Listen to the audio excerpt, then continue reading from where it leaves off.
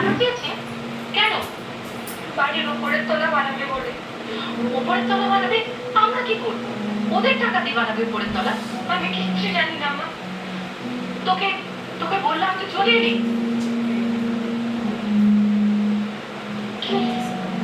কি হয়েছে? দেখি দেখি, এতটা পড়ে না। ও কিছু না মা। কিছু না মানে? দেখি দেখি। এত পড়া না কি করে হলো? ও কিছু না, আসলে ওই বাড়িতে রান্না করতে গিয়ে গরমটা শিখে গেছে। হ্যাঁ নীতা, সত্যি করে বলতো, ওরা তোর উপর এখনো অত্যাচার করছে না রে? বুঝেছি, ওরা টাকার জন্য তোর উপর এত চাপ দিচ্ছে। হ্যাঁ গো, তাহলে কি করবে এখন? ভাবছি টাকা না দিলে ওকে ওরা তিষ্ঠতে দেবে না, আর যদি টাকা দিই তাহলে ওদের লোভ আরো বেড়ে যাবে। খুব ভুল হয়েছে জানো, ওখানে ওকে বিয়ে না দিলেই ভালো হতো। এটা আমার সুখ পেল না। আমায় ক্ষমা করে দেবা। কি করি বলতো আমি এখন?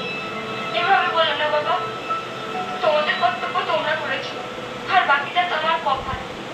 তুমি আর কি করবে বলো? না না, কিছু না কিছু একটা করতে হবে।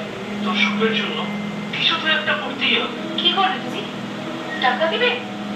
হ্যাঁ, আপাতত কিছু দেবো, তারপর চাইলে অন্য কোনো ব্যবস্থা করা যাবে। কিন্তু বাবা, তুমি এত টাকা পাবে কোথায়? জোগাড় করে নেবো, ওসব নিয়ে তোকে চিন্তা করতে হবে না। না বাবা, আমার জন্য তোমাকে আর কোনো কষ্ট করতে হবে না। তুই এত ভাবিস না, বাবা যখন বলেছে তখন একটা ব্যবস্থা করে দিবে। হ্যাঁ, তুই শুধু বল ওদের কিছুদিন অপেক্ষা করতে, আমি তোর জামাইবাবুকে দিয়ে ওদের ওখানে পাঠিয়ে দিচ্ছি। ঠিক আছে, যা মনে হচ্ছে তোমরা তাই করো। আমি এখন আসি। আসি মানে? এখনই চলে যাবি?